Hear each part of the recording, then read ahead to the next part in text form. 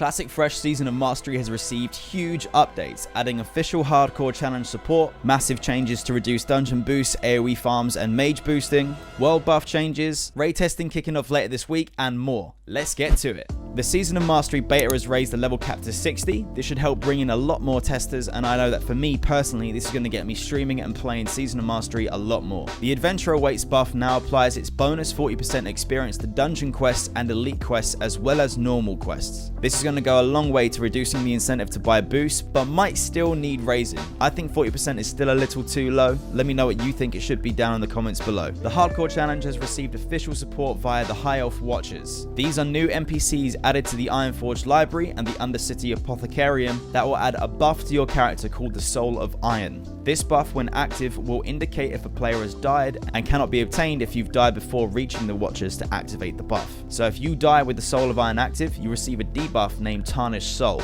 giving you all stats reduced by 1%, which you can remove this debuff by talking to the Watchers again to carry on your character as normal without the debuff. But if you attempt to reactivate the Soul of Iron as a way to try and cheat the Hardcore Challenge, the Tarnished Soul debuff returns. If you've not heard of the Hardcore Challenge before or you want to learn more about it, I've been running the official Hardcore Challenge community event Road to Ragnaros trailer in the background. One life to reach level 60 and defeat Ragnaros the Firelord. You should check out my boy Scotty J's video linked in the description and at the end of this video to find out more about the Hardcore Challenge and why it might reignite your love for classic WoW. So on to world buff changes. Rallying Cry the Dragon Slayer, Warchief's Blessing, Sunflower and more will now be removed when entering raid instances, just like in TBC Classic. The boss debuff limit is no longer capped at 16. I look forward to seeing how this changes the meta for classes, if at all, and I hope devs properly adjust boss health in raids to take this into account. Significantly less experience is awarded when a player who kills a creature in a group with one or more players who are much higher level than the creature that was killed. This is a huge change to combat dungeon boosting, and I am so glad the devs are taking this seriously. The Looking for Group tool from TBC Classic has been added to the game. I'm not sure how much use it will get in Season of Mastery either, to be honest. And we've also had massive changes to monsters inside Maridon, Stratholme and Zul'Farrak. In Maridon, many creatures will gain immunity to Snare 30 seconds after entering combat, then gain immunity to Roots 30 seconds after that, then gain 50% increased movement speed 30 seconds after that. Any type of crowd control will reset the timer on this system, so if you drop a polymorph sheep or something, it will start the timer again when you break the CC. In Stratholme, all undead creatures in Strat will now gain an immunity to Snare 30 seconds after entering combat, then gain immunity to Roots 30 seconds after that, and the crowd control reset applies to these monsters as well. And in Zul'Farrak,